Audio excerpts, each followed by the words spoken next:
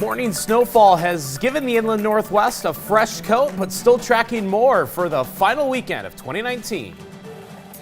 And today could be the first time ever WSU has won bowl games back-to-back. We have everything you need to know ahead of the Cougars face-off against Air Force in the Cheez-It Bowl.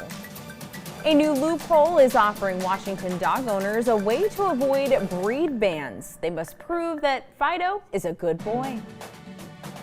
KREM 2 News at Noon begins now. Welcome to KREM 2 News at Noon. I'm Amanda Rowley. Jen York and Laura Papetti have the day off. Drivers traveling to and from western Washington could see some slick road conditions today. We are taking a live look at Snoqualmie Pass. Looks beautiful out there, but traction tires were recommended for drivers headed over the pass this morning. It has been snowing on the pass throughout the day. Conditions are also messy on other Cascade passes. Up to 3 inches of snow could fall on Snoqualmie Pass by the end of the day. So drivers, be sure to check conditions before you hit the road. Here at home, snow is clearing out today, but more winter weather could be on the way ahead of the new year. Thomas Patrick is in the Weather Center with more on what we can expect. Hey, Thomas. Hey, it finally feels like normal December weather out there. Even this bit of snow that we saw through the morning hours, definitely not unusual for December standards.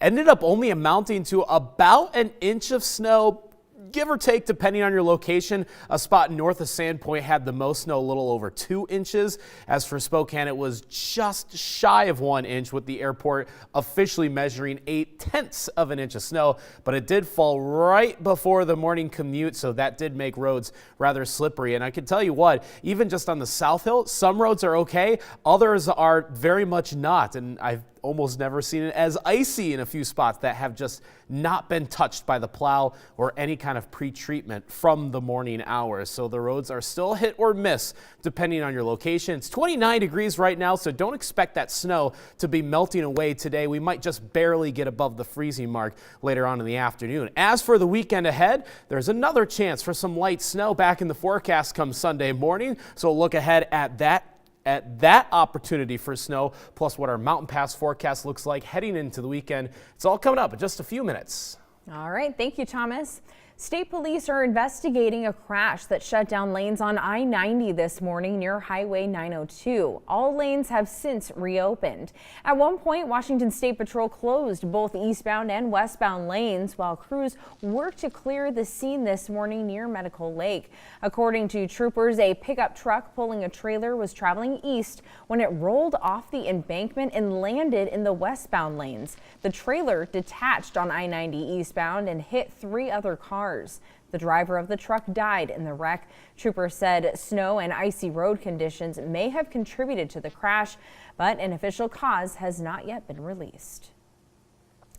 New at noon, President Trump is tweeting about the Spokane Tribe of Indians. He said in a tweet he recently signed 3 bills to support tribal sovereignty and native culture. One of those is Senate Bill 216, which compensates the Spokane Tribe for land lost due to Cooley Dam construction. The Spokane Tribe said in a statement last week the legislation provides equitable compensation for lands taken by the U.S. as part of dam construction in the 1930s and 40s. The tribe says their land has been used for storage, flood control, and power generation without restitution. The Seattle Times reports the tribe will receive $6 million a year for the next 10 years, then $8 million a year after those 10 years.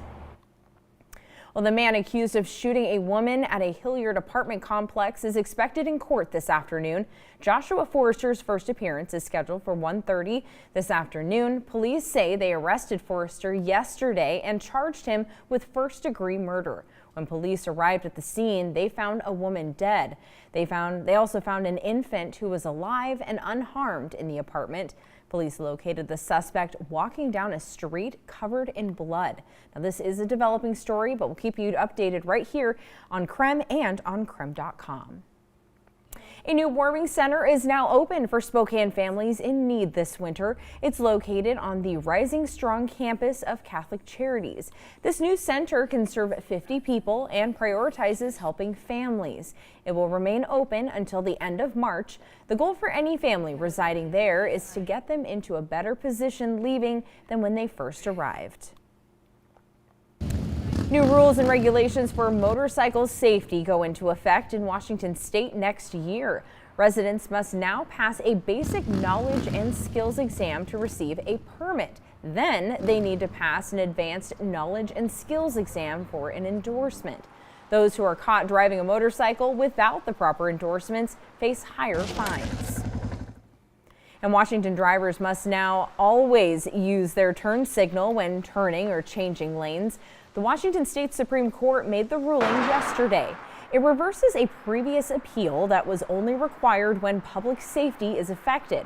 It may seem like common knowledge, but in recent years, there has not been a clear answer on when drivers must use their signals.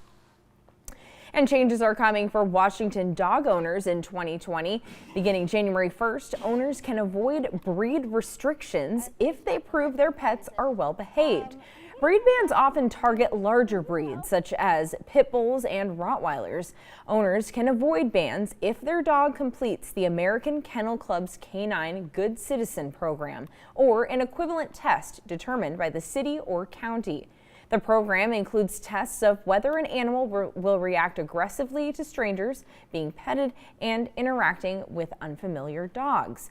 Cities and counties will still be able to enforce breed bans, but they must exempt dogs that pass the test.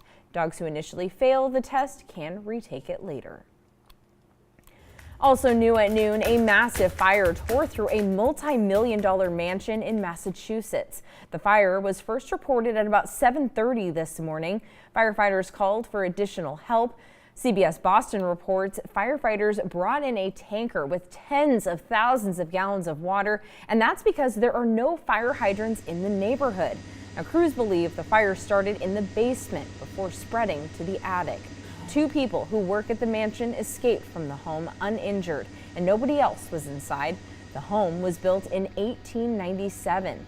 Property records value it at $2 million. The home has 5 bedrooms and bathrooms, plus tennis courts and a pool.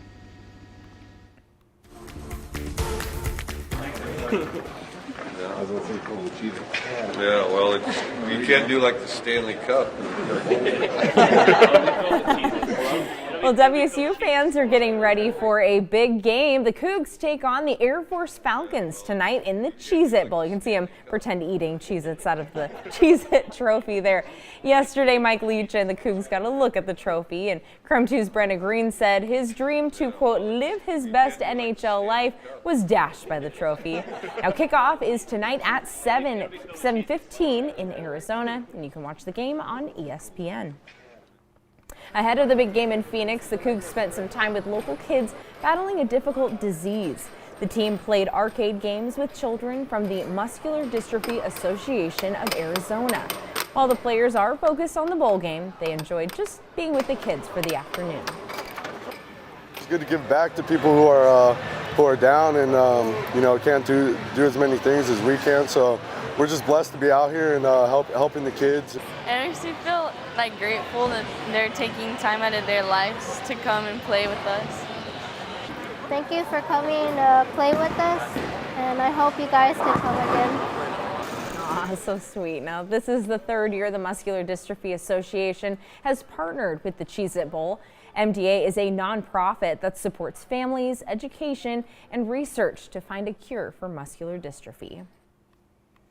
Well, WSU's star quarterback has gone from an unknown in college football to an NFL prospect. We asked his parents how they feel about their son's unbelievable rise to the top.